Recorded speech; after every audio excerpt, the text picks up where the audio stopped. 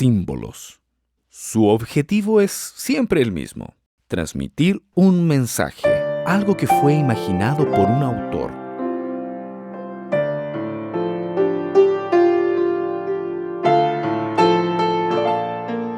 Pero para entender el mensaje, es necesario entender los símbolos y lo que significan. Si los símbolos no se entienden, el simbolismo no pasa de un misterio indescifrable. Comprender los símbolos es la única forma de entender por completo el mensaje del autor.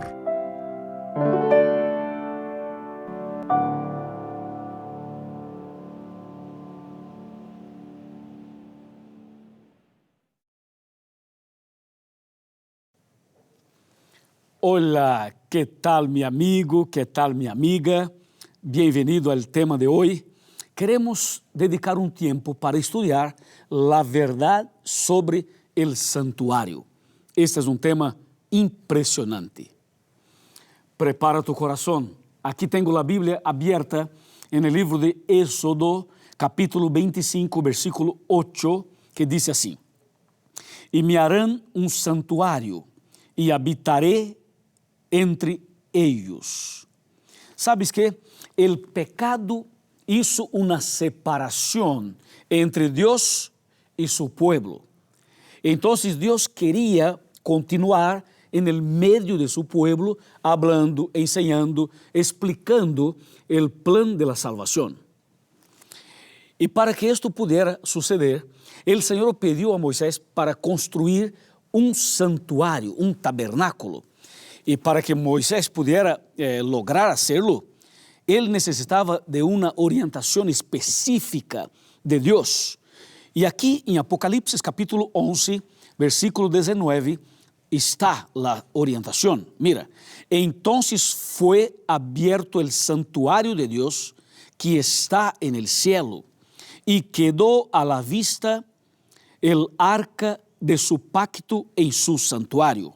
E hubo relámpagos, voces y truenos, y un terremoto y una fuerte granizada.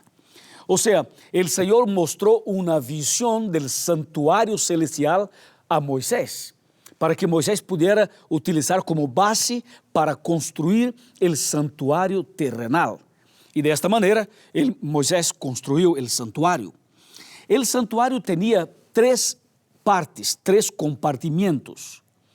La primera parte es la que nosotros llamamos de patio.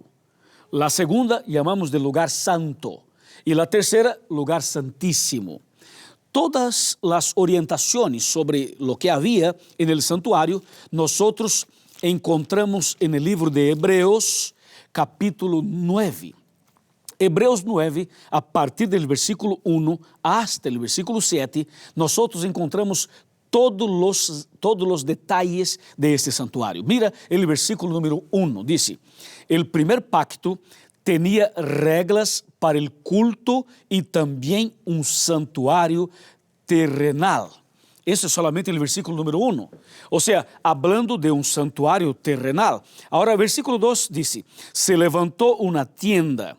En su primera parte, llamada lugar santo, estaban las lámparas, la mesa y los panes de la presencia. Número 3, tras el segundo velo estaba la parte llamada lugar santísimo. Versículo 4, este tenía el incensario de oro y el arca del pacto cubierta de oro. Esta arca contenía una urna de oro con el maná, la vara de Aarón que reverdeció y las tablas del pacto. Versículo 5. Sobre ella los querubines de gloria cubrían el propiciatorio. De estos objetos no hablaremos ahora en detalle. Mira que la Biblia menciona todos los detalles del patio, del lugar santo y del lugar santísimo.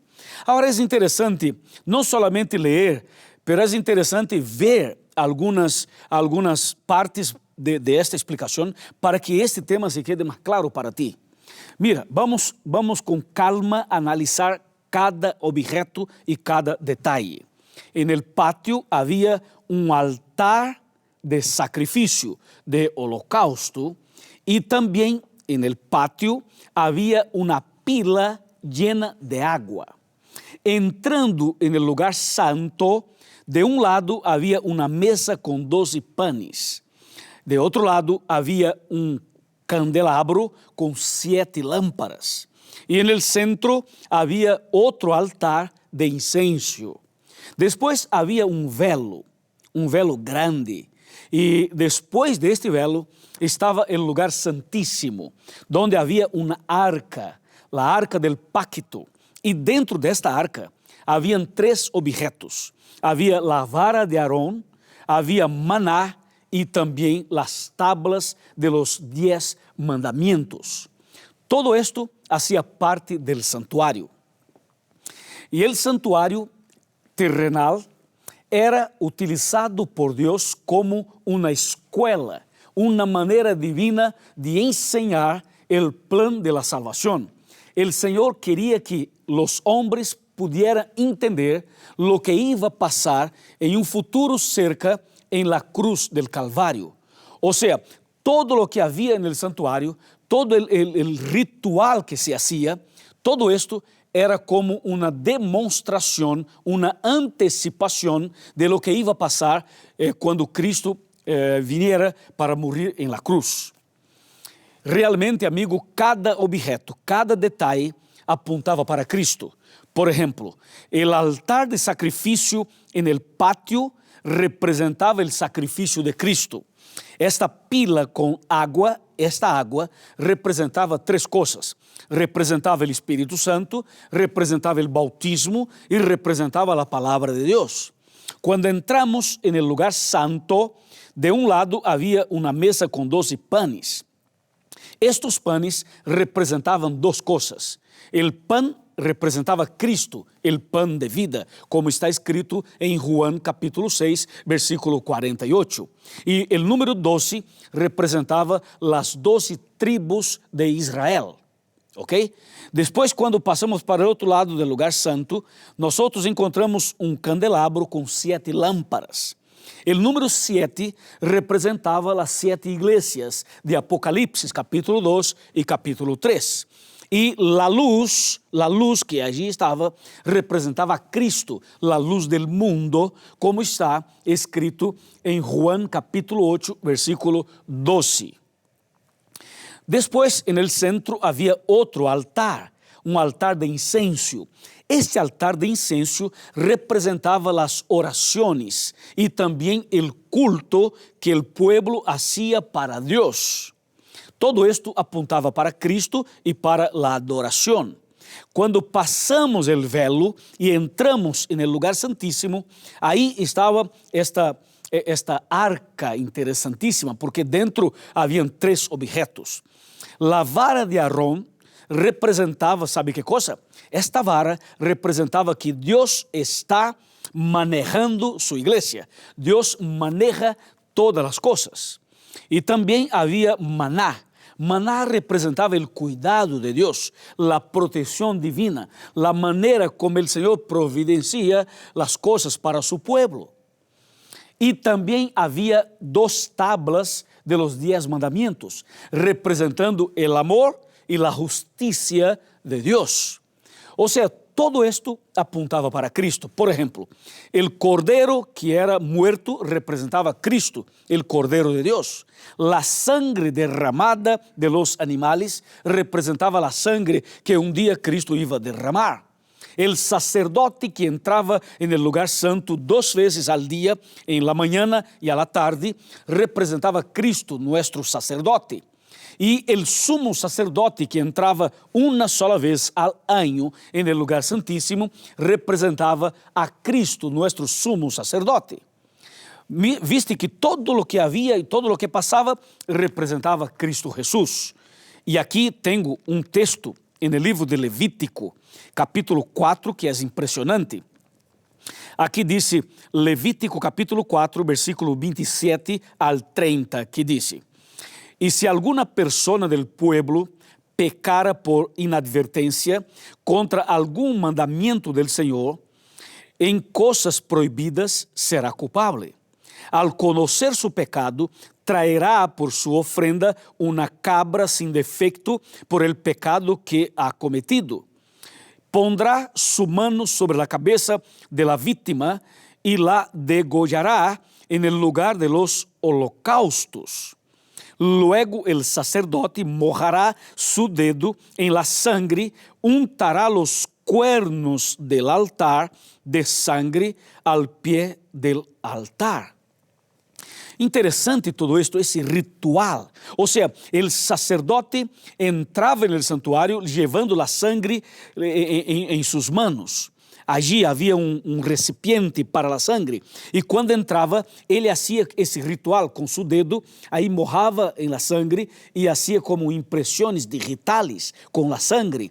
Y el resto de la sangre se derramaba así como que en el suelo y también en el velo. Todo este ritual era hecho todos los días, 2 veces al día, por un año.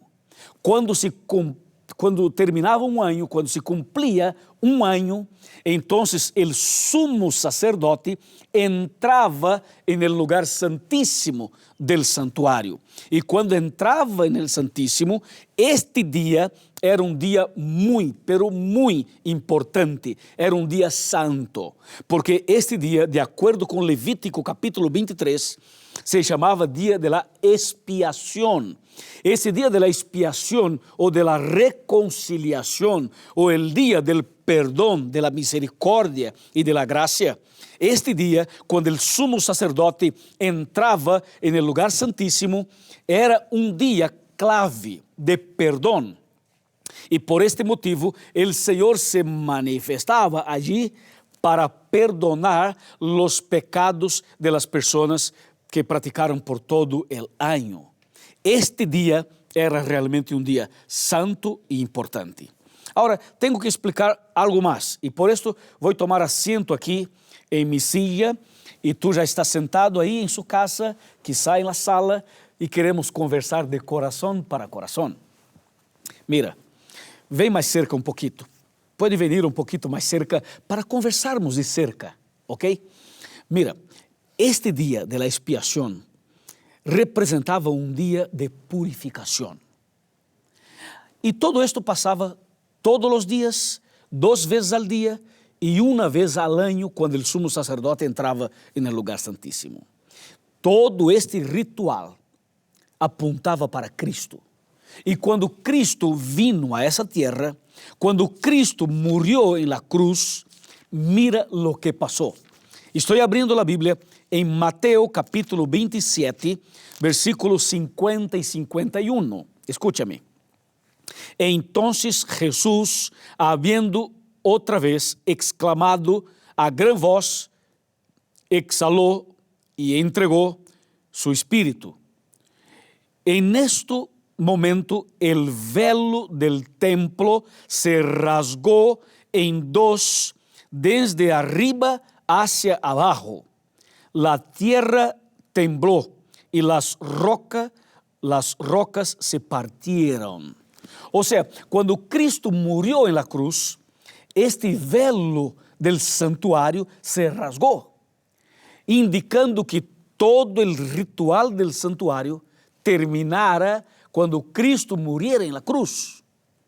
Entonces, todo esto funcionó hasta la cruz. En la cruz, todo el sistema del santuario se acabó, terminó. Y ahora, Cristo resucitó, regresó al cielo y entró en el santuario celestial. Cuando Cristo regresó al cielo, Él entró en el lugar santo del santuario celestial. Y de acuerdo con la profecía de Daniel 8:14, Cristo debería pasar del lugar santo para el lugar santísimo. Y hoy, en nuestros días, Cristo está actuando y trabajando por nosotros en el lugar santísimo. O sea, como el sumo sacerdote entrava en el santísimo y era un día especial, día de juicio, día de expiación, de perdón, de reconciliación. De la misma manera, Cristo entró en el lugar santísimo del santuario celestial. Esto significa que tenemos un sumo sacerdote, que es Cristo Jesús, nuestro abogado, nuestro intercesor, nuestro mediador, que en este momento Cristo está en el santuario celestial, en el lugar santísimo. Entonces estamos viviendo momentos solemnes de la historia, momentos de perdón, reconciliación, momentos de gracia y misericordia. Y muy pronto Cristo terminará su obra en el santuario celestial. Y cuando termine, Cristo regresará para buscarnos y llevarnos para el cielo. Amén. Amén. ¡Qué maravilla! Todo el santuario apuntaba para Cristo, porque Cristo es el Cordero de Dios que quita el pecado del mundo. Y en este momento, este Cristo maravilloso sigue intercediendo por ti. Cristo está trabajando por ti. Cristo está a su disposición. Por este motivo, tú puedes orar a Dios y puedes clamar al Señor en el nombre de Jesús, porque Jesús es tu sumo sacerdote. Jesús es tu mediador. Jesús es tu abogado. Y Él está dispuesto a derramar sobre ti bendiciones y bendiciones sin medida. ¿Acepta a Cristo en su corazón? ¿Acepta a Cristo como su abogado, como su mediador? Yo creo que sí. Entonces, bendiciones y felicitaciones. Yo quiero orar por ti. Vamos a orar. Padre querido, gracias porque a través de tu palabra nosotros entendemos mejor el plan de la salvación. Sabemos que todo lo que pasó en el santuario terrenal era solamente una indicación, una demostración de lo que iba a pasar en la cruz. Ahora tenemos Cristo como nuestro Salvador, como nuestro abogado, como nuestro mediador. No necesitamos hacer sacrificios, no necesitamos matar corderos. Necesitamos solamente confesar nuestros pecados y recibir de ti el perdón, la reconciliación y la salvación. Todo esto pedimos y agradecemos en el nombre de Jesús. Amén.